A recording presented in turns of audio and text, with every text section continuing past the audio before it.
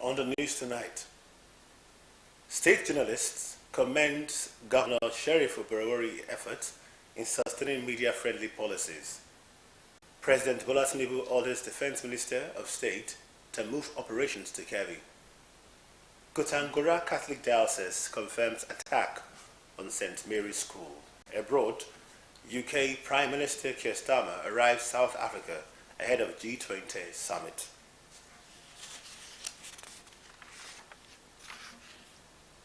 Good evening. Welcome to Delta TV Main News Tonight. I am Francis Ofure. You can also follow our news online on Facebook at Delta Broadcasting Service Asaba and on YouTube at Delta Broadcasting Service Asaba, or visit our website www.dpsasaba.com. And now the details. The Association of Community Newspaper Publishers of Nigeria, ACNPN Delta State Chapter, has commended Governor Sheriff Oborevwori for sustaining a conducive atmosphere that enables the media to thrive in the state. The commendation came at the association's 2025 Publishers Week and award ceremony held yesterday at Ibuzo, Oshibule North Local Government Area, where members highlighted the governor's support for press freedom and community newspaper or journalism. As part of the ceremony, the governor's chief press secretary, Sir Fesazano, received a merit award in recognition of his commitment to excellence and effective service as the governor's spokesperson. Represented by an assistant director of information, Mr. Ivovi Arariwo, Sir Amo expressed gratitude for the honor and said it would motivate him to uphold professionalism. Earlier, the state chapter of the ACNPN, Comrade Ike Abiagom, lauded Governor Sheriff Oborevwori for providing an enabling environment for media practice across the state, reaffirmed the association's commitment to informing, educating, and uplifting communities through credible journalism, while pledging continued partnership with the state government in advancing development initiatives. The Office of the Head of Service has raised concerns about the increasing cases of road traffic violations involving public servants in the state. A circular signed by Mr. Wilson Chukwuma on behalf of the Head of Service, or rather on behalf of the Permanent Secretary in the office, described the trend as worrisome, noting that disregard for traffic rules had become common among some workers. The circular highlighted offences such as receiving phone calls while driving, failure to use seat belts, disobeying traffic lights, and parking in unauthorized places, as well as driving without regard for other road users. It warned that any civil or public servant who broke traffic laws would henceforth face strict penalties, including appearance before a mobile court, fines, confiscation of driver's license, vehicle impoundment, community service, or detention, in line with the Delta State traffic laws. The circular directed workers who own vehicles to ensure they possess valid driver's licenses and number plates, and that their vehicles meet roadworthiness standards while renewing their vehicle documents as required by law, and strictly complying with the regulations of the Delta State Traffic Management Authority, DESTMA. It underscored the need for safety consciousness on the road, stressing that adherence to traffic laws was necessary to reflect stability and promote safety across the state. The First Lady, Senator Oluremi Tinubu, is calling on young people across the country to rise and take the lead in preserving the environment. Speaking at the launch of the Environment Club and Environment Society in Abuja, Senator Tinubu urged Nigerian youths to be bold, creative, and intentional in keeping their surroundings green. She explained that the circular economy presents a new way for citizens to live and produce, one where nothing is wasted and everything is valued. The new initiative targets students at two levels: the Environment Society for university students and the Environment Club for senior secondary school students. The First Lady officially unveiled membership guides for selected student representatives, stressing that the importance of giving to young people practical tools helps drive sustainability. Reflecting on her passion for nature, Senator Tinubu noted that her background in educational biology and her love for plants shaped her early work in environmental sanitation, particularly in Lagos. She said young Nigerians are the right ambassadors to champion environmental protection. According to her, The goal of the new club is to nurture a generation committed to environmental preservation, biodiversity conservation, and responsible use of natural resources. The event marks another step in the country's push towards a greener, more sustainable future, with Nigerian youths taking the front seat in the movement. And also the First Lady, Senator Oluremi Tinubu, has launched the Flow with Confidence initiative, which will provide free sanitary pads to 370 students or schoolgirls across the 36 states and the Federal Capital Territory. Speaking at the national launch of the program, Senator Tinubu described menstrual health as a critical issue affecting the dignity, well-being and education of millions of girls, stressing that no child should miss school because of her period. The First Lady, represented by the wife of the Niger State Governor, Mrs. Fatima Umaru Bago, said 2.5 billion naira was spent to procure the customized pads from local manufacturers, both to support girls and to encourage local production. She noted that 10,000 girls in each state will receive a one-year supply and urged government agencies, traditional rulers and community leaders to ensure the pads are not diverted or sold. Senator Tinubu said the project aimed to keep girls in school, boost their confidence and eliminate the stigma and barriers associated with menstrual health. At the launch, a symbolic presentation was made, with students receiving packs containing 12 sanitary pads, marking the start of nationwide distribution. The Nigerian Copyright Commission, NCC, has secured the suspension of several NG domain names found to be engaged in large-scale unauthorized distribution of copyrighted sound recordings and other creative works. The enforcement action followed a formal request by International Federation of the Phonographic Industry, IFPI, and was carried out in collaboration with the Nigerian Internet Registration Association, NIRA. The suspended domains, which have subsequently been taken offline through their respective registers, include valniger.com.ng, tunestudio.com.ng, voxniger.com.ng, music360media.com.ng, medianob.com.ng, nigerlevels.com.ng, and mp3juice.com.ng. According to the Commission's Special Task Force Against Online Piracy, Stop the websites were confirmed to be engaging in blatant copyright infringement by illegally sharing unlicensed music and audiovisual works belonging to Nigerians and foreign right holders. Their activities, according to the Commission, undermine legitimate digital platforms and deprive creators and investors of due revenue. It said the NCC worked closely with NIRA throughout the process and continues to engage domain registrars to ensure the swift suspension of any .ng domain found to be in breach of copyright law. Reaffirming the Commission's resolve to intensify its online enforcement operations, the Director General of NCC, Dr. John Asien, stated that the suspension sent a strong signal that Nigeria will not tolerate digital piracy. He thanked NIRA and the registrars concerned and assured rights holders that the Commission, in collaboration with the national and international partners, will continue to strengthen its anti-piracy strategies. He appealed to the public to report suspicious platforms or online activities to the Commission via stop.copyright.gov.ng. The Minister of State for Education, Mrs. Suwaiba Ahmad, has provided further insight into the decision of the federal government to scrap the use of indigenous languages as a mode of teaching and learning in schools. Mrs. Ahmad said the decision was taken because the policy was not giving the desired results. She, however, stated that the discontinuation was not a reflection of lack of pride in indigenous Nigerian cultures, but rather to enable children to fit in by knowing the official language, English. The minister, however, said the ministry has developed a training package for ensuring effective foundational learning in literacy and numeracy. The Federal Executive Council had in 2022 approved a new national language policy, making the various mother tongues compulsory medium of instruction from primary 1 to 6. It has implementation, though difficult, was necessary to promote the cultivation and use of all Nigerian languages.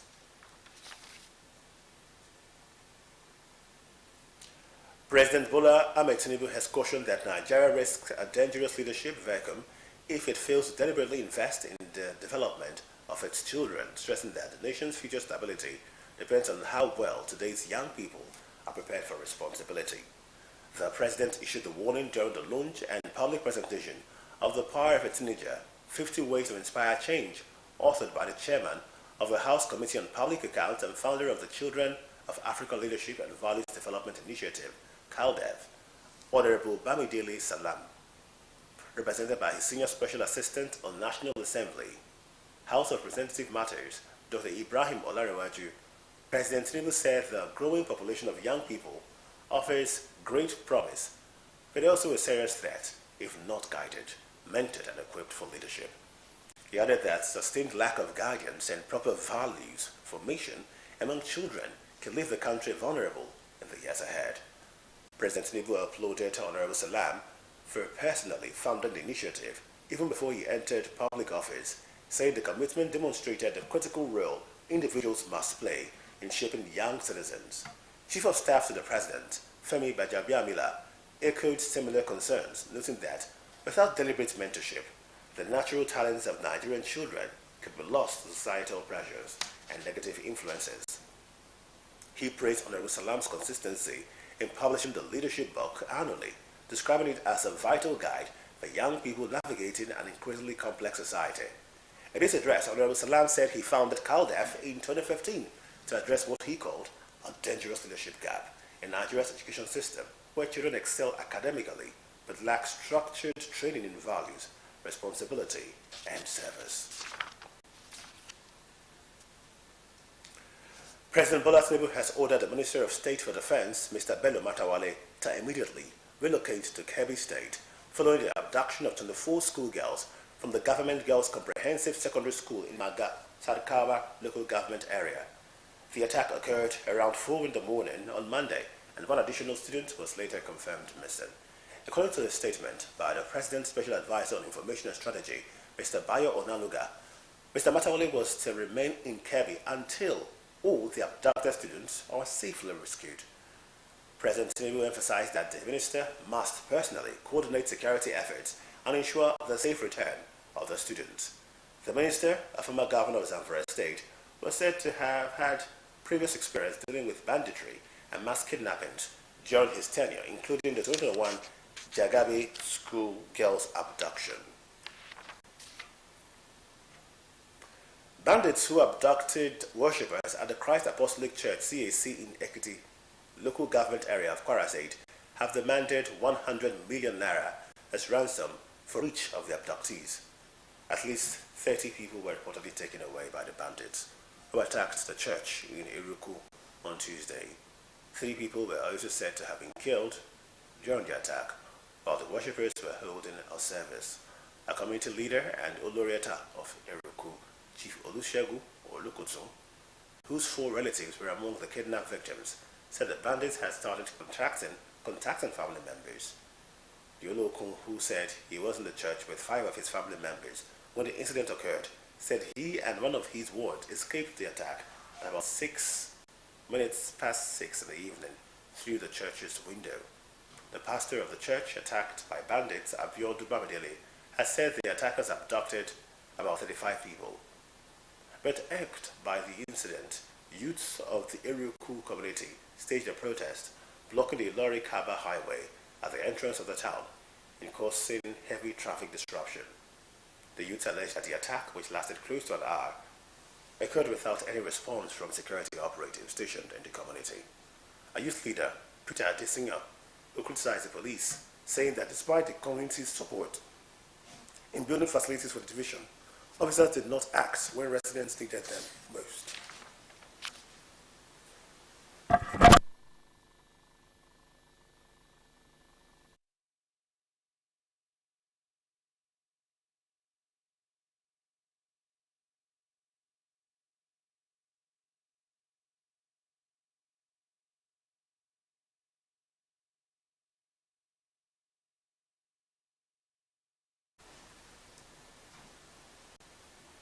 The Islamic State West Africa Province ISWAP has posted graphic images of the slain Musa Uba, a brigadier general in Al-Naba, the group's Arabic language newspaper. On November 18, Brigadier General Uba was killed by ISWAP fighters following an ambush on a convoy of soldiers and operatives of the Civilian Joint Task Force CJTF in Borno State. The terrorists ambushed the troops last Friday at Damboa Road along Wajikroko in Borno as they transported military equipment. In the publication, ISWAP displayed censored images of the Brigadier General's lifeless body on the cover, showing a bullet wound on his leg and blood near his head. Screenshots of his WhatsApp conversations were also shared. The publication reportedly appeared in issue 522 of Al-Naba, released yesterday. The 8-page edition features recent violent attacks by ISWAP and other Islamic State affiliates worldwide. Meanwhile, ISWAP also claimed responsibility for an attack on the Dunbar Brigade headquarters on Tuesday and circulated images of beheading in Gorobacha, Borno. Former Vice President Atiku Abubakar has urged the federal government to immediately declare a state of emergency on insecurity following another mass abduction of school children in Niger State. Alhaji Atiku recently reacted to today's attack on St. Mary's Primary and Secondary School in Papiri, Agwara local government area, one that is periodically kidnappings across the country demand urgent and extraordinary action. Gunmen reportedly invaded the Catholic-owned school in the early hours of today, arriving in large numbers of more than 60 motorcycles and accompanied by a van before whisking away an unspecified number of students. The Niger incident is the most recent in a growing wave of school kidnappings.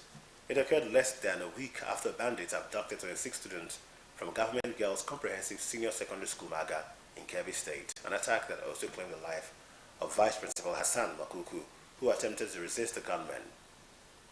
The incident also follows the abduction of at least 30 worshippers during a deadly attack on the Christ Apostolic Church in Yeruku, Kwara State, where 3 people were killed. In its reaction to the previous mass abduction of students, President Bola Tinubu condemned the attacks and commiserated with the families of victims. The President also instructed the Vice President Kashim Shettima to visit the victims. Meanwhile, the Catholic Diocese of Katangura has confirmed that armed bandits attacked the St. Mary's Catholic Church or Catholic Primary and Secondary School in Papiri, Agwara local government area of Niger State, abducting pupils, students, and teachers. The diocese said the attackers struck between 1 in the morning and 3 in the morning, shooting the security personnel and causing widespread fear within the school community. It condemned the incident and assured that security agencies, community leaders, and government officials have been mobilized to secure the safe return of the victims. The Niger State Police Commander also confirmed the attack, saying police tactical units, military components, and other security operatives have been deployed to the area. Police spokesperson Superintendent Wasiu Abiodun said the exact number of abducted students had not been determined, but operations were underway to comb surrounding forest and rescue those taken. The Commissioner of Police has appealed to residents to remain calm and support the ongoing rescue efforts. The Niger State Governor, Mr. Umar Bago, had condemned the incident and reiterated earlier security directives. Southeast leaders have called for calm while promising to explore a political solution for the release of Mazi Nnamdi Kanu. Speaking on behalf of Ndibo leaders, the Deputy Speaker, Federal House Representative, Honorable Ben Kalu, stated that all hope was not lost as political solution was underway to secure Kanu's release. In a statement by the Deputy Speaker, Chief Press Secretary, Mr. Livinus Nwabigo, Honorable Kalu expressed optimism that Kanu would be freed through a political approach. The Southeast leader expressed confidence that President Bola Tinubu will listen to the pleas of well-meaning Igbo leaders on the matter, saying that the President would not be averse to it. He urged the people of the Southeast and all Nigerians to remain calm. In a dramatic proceeding that lasted for over 7 hours, Justice James Omotosho of the Federal High Court, Abuja, sentenced leader of the indigenous people of Biafra, Mazi Nnamdi Kanu, to life imprisonment following his conviction on all 7 counts of terrorism charges preferred against him by the federal government. The court proceeding began on a tense note after Mazi Kanu interrupted the judge, prompting him to order the security operatives to remove the IPOB leader from the courtroom. Vice President Kashim Shettima has departed Abuja to represent the president at the G20 Leaders Summit in Johannesburg, South Africa. Recall that President Tinubu had postponed his earlier scheduled trip to Johannesburg, South Africa to await further security briefings on the recent security incidents in Kebbi and Kwara State. The South African President Cyril Ramaphosa, who also serves as the current president of the G20 group, had invited his Nigerian counterpart to participate in this year's edition. The summit, scheduled to take place from tomorrow to Sunday at Johannesburg Expo Center, brings together leaders from the world's top 20 economies, including the European Union, the African Union, and financial institutions, among others. The Vice President will return to Nigeria at the end of the engagement. The state government has announced that the December 2025 series of examinations for junior civil servants will hold on Friday, December 5, and Saturday, December 6. The examination, organized by the Directorate of Establishments and Pensions, are for various categories of junior staff across the state public service. As stated by the functioning Permanent Secretary in the Ministry of Information, Mr. Harold Oji, lists the examination centers approved for the exercise as the Staff Training Center, Asaba, and the Jose College Warri. The statement says the affected examinations include the limited competitive examination for messengers, cleaners, sub-technical and allied grades, as well as the confirmation and promotion examinations for clerical assistants on salary grade level 3 and clerical officers on salary grade level 4. It says the Friday session is scheduled to commence at 2 p.m., while the Saturday session will commence at 9 a.m. The measles rubella vaccination campaign for January 2026 will take place across the state from the 21st to the 30th. A government statement says the exercise will be conducted in collaboration with the United Nations Children's Fund, UNICEF, the World Health Organization, WHO, and the Committee on International Nutrition Science. The statement says the initiative is aimed at protecting children from measles and rubella while improving herd immunity in all communities across the state, adding that the vaccination campaign targets children between 9 months and 14 years. The government advised residents to take their children on wards to designated health facilities and temporary vaccination posts during the period of the exercise. Still to come, UK Prime Minister Keir Starmer arrives South Africa ahead of G20 summit. Stay with us.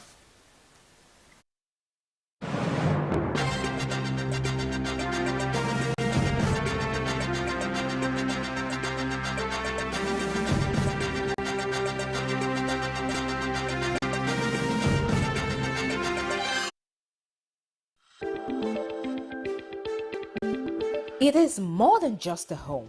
It is a sanctuary. It is your statement.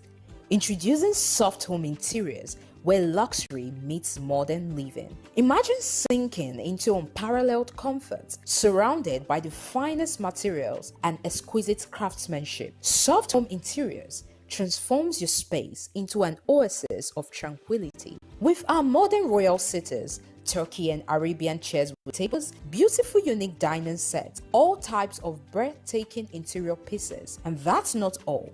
We also offer you interior designing consultations as we are ready to serve you in any way you want. From the subtle details to the grandest gestures, Soft Home Interiors elevates every corner of your home. Give us a chance to bet your dream home. For sales and consultations, visit us at our head office located at Asaba Lagos Expressway beside Apam's Funeral Undertakers opposite Ekemas Oil Nigeria Limited, Asaba. You can call us on 0803 672 9662 or 0708 943 8130. Follow us on Instagram at Soft Home Interiors.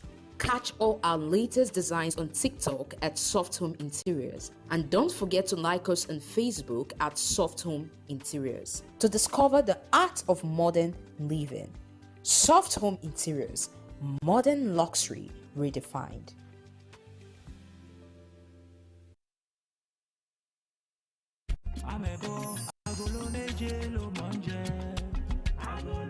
You dey mind am? Me, when I leave my house for Lagos, come go celebrate with her for Dallas. I reach there now, they take me make here. They go put me for 1 year corner. Hey, me, I'm a boy. All for no cake globe trotter.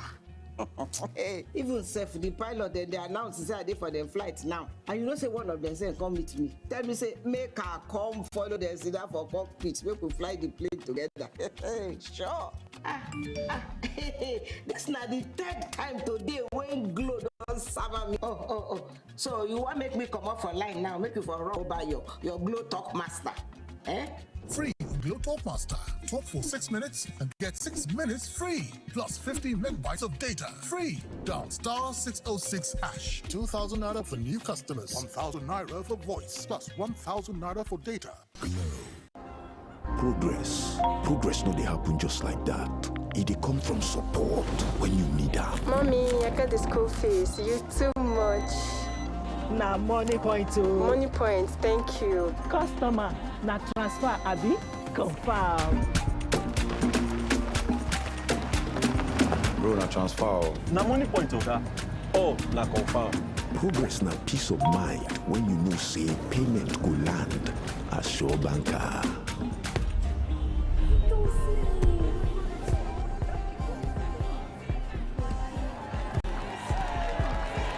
Progress na small wind where dey carry person go far.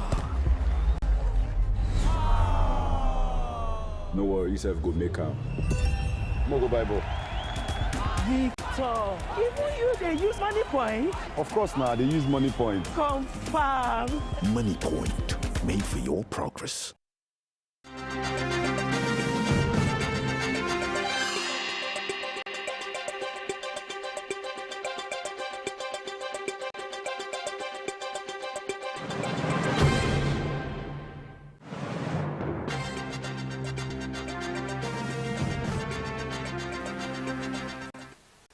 Watching Delta TV Main News at 8. The Global Scene is next as we join our World News Desk. British Prime Minister Sir Keir Starmer has arrived in Johannesburg for this year's G20 summit, where leaders of the world's biggest economies are gathering. His arrival comes as US President Donald Trump opts out of the summit, citing widely discredited claims that white people are being persecuted in South Africa. Sir Keir says his presence abroad stressing the UK's role as a global business ambassador. Downing Street says the trip will also be used to rally support for Ukraine. Before the summit opens, the Prime Minister will tour a Johannesburg depot showcasing trains built in Derby. He will also unveil a new agreement for the UK to provide strategic consultancy services to South Africa's railways through government-owned Crossrail International. A similar deal has already been signed with Vietnam. Meanwhile, Sir Keir joined French President Emmanuel Macron and German Chancellor Friedrich Merz on a call with Ukrainian President Volodymyr Zelensky. They discussed a US-backed peace proposal that has raised concerns in Kyiv. A leaked draft suggests Ukraine will give up parts of Donetsk, reduce its military, and commit to staying out of NATO, terms Ukraine has previously rejected. Donald Trump's absence continued to stir controversy. He called the summit a total disgrace and repeated claims of white Afrikaner persecution, claims rejected by South African authorities and by all major political parties, including those representing the white community. President Cyril Ramaphosa dismissed the US boycott as their loss, insisting that boycott politics doesn't work. Ukrainian President Volodymyr Zelensky says he is ready to work with the US on their vision for ending the war with Russia. Under the widely leaked plan, Kyiv would cede significant areas of the Donetsk region of eastern Ukraine that the state control, cut the size of its army, and pledge not to join NATO, proposal it has previously ruled out. The White House has pushed back on claims that Ukraine was not involved in the drafting of the plan, which emerged following a meeting between U.S. Special Envoy Steve Witkoff and Russia counterpart Dmitry Dmitriev. Provisions in the draft plan come across as heavily slanted towards Moscow, and it received a carefully diplomatic response from Kyiv. Ukraine has relied heavily on U.S. military support since the start of Russia's full-scale invasion in February 2022. But President Donald Trump has shifted the U.S. position so that further aid is funded by its NATO allies, and securing a peace deal has become a priority. The draft Witkoff Dmitry plan emerged as Russia claimed as more territorial gains in eastern Ukraine, and Zelensky faced a domestic crisis implicating top officials in a $100 million corruption scandal. Let's know our business news desk for happenings in the business sector. The Central Bank of Nigeria, CBN, has urged Nigerians to handle the naira with greater care, describing the currency as an important national symbol. The CBN Acting Director of Corporate Communications, Mrs. Hakama Ali, represented by Mr. Uche Nnamdi, made the appeal in Oka during a CBN fair with the theme Driving Alternative Payment Channels as Tools for Financial Inclusion, Growth and Accelerated Economic Development. She reminded the public to protect the integrity of the naira and rely only on verified CBN information. Mrs. Ali cautioned citizens against spraying, hawking or defacing the currency, adding that the naira must be treated with respect. She also highlighted several reforms the bank had undertaken over the past 2 years to stabilize the economy, curb inflation, and strengthen the naira. The warning comes ahead of the Utah season, a period often associated with spraying, mutilation, and other improper handling of banknotes. The National Pension Commission, PENCOM, has said only 17 Nigerian states are currently implementing the contributory pension scheme as its assets rose to over 26 trillion naira in September 2025. Ms. Omolola Oloworaro disclosed this during an event in Bini, Edo State. Ms. Oloworaro, who was represented by the Commission's Inspectorate Commissioner, Chief Samuel Chigozie Uwandu, stressed the CPS plays a vital role in national economic development. According to her, CPS has evolved beyond a retirement policy and has become a symbol of a national shift towards financial discipline and long-term planning. She noted that the scheme illustrates a decisive break from past dependencies on state-provided old-age financial security to a new culture of retirement savings and forward planning. The naira has recovered slightly at the official foreign exchange market, appreciating to 1,452 naira 13 kobo per dollar after recording its weakest level earlier in the week. The Central Bank of Nigeria data shows that the currency gained 2.06 naira compared to 1,454 naira 19 kobo traded on Wednesday. The naira moved in the opposite direction at the parallel market, where it weakened by 5 naira, trading at 1,470 naira per dollar, down from 1,465 naira the previous day. The mixed performance reflected continued pressure across different segments of the forex market. Despite the volatility, Nigeria's external reserves have continued to grow, rising to 44.12 billion naira as of November 19. The slight recovery at the official market comes a day after the naira posted its steepest depreciation against the US dollar. In sports, with the Nigeria Women Football League kicking off this weekend, the Delta State Sports Commission has unveiled the Delta Queen squad for 2025-2026 season, setting the tone for the new football year. Speaking at the official presentation at Asaba, Chairman of the Commission, Honorable Onorade Oborewori, reaffirmed the government's commitment to providing the support needed for a successful campaign. He described the Delta Queens as a symbol of pride, resilience, and excellence. His achievements had continued to inspire young female players.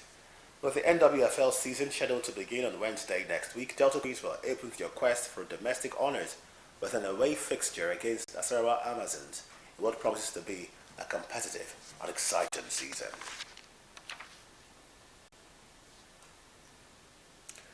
The final rites of the late retired Major General Paul Omu began yesterday with a series of songs at the All Saints Anglican Church, Wuse Zone 5, Abuja. Aged 84, he was before his death the Olodi of Ibide Kingdom and Osuke of Isoko Nation. The event drew dignitaries from across the country, including retired and 7 senior military officers, political figures, and captains of industry, among other personalities. Speakers at the service paid glowing tribute to the deceased's contributions to Nigeria's military and political development, describing him as a courageous officer, a firm administrator, and a man whose commitment to duty and integrity stood out throughout his career. Clerics offered prayers for peace and strength, urging the family and the Isoko nation to find comfort in the legacy he left behind. The ceremony reflected the national stature of a former military governor, elder statesman, and respected Isoko leader who was widely regarded for his discipline, patriotism, and lifelong service to the nation.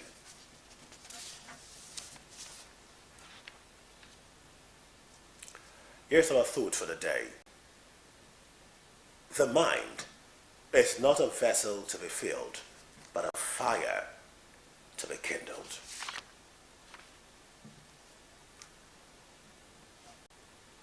And now for a rundown of the major stories in our bulletin this evening.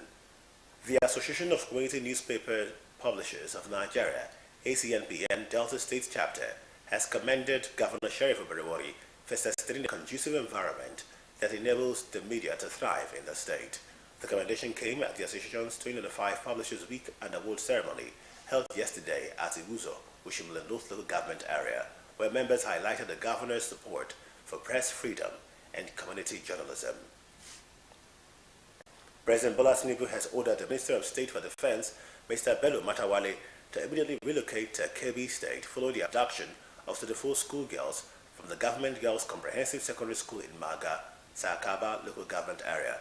The attack occurred around 4 in the morning on Monday, and one additional student was later confirmed missing.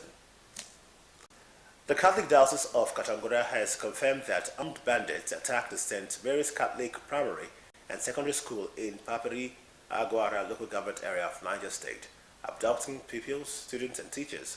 The diocese said the attackers struck between 1 and 3 in the morning, shooting at security personnel and causing widespread fear within the school community.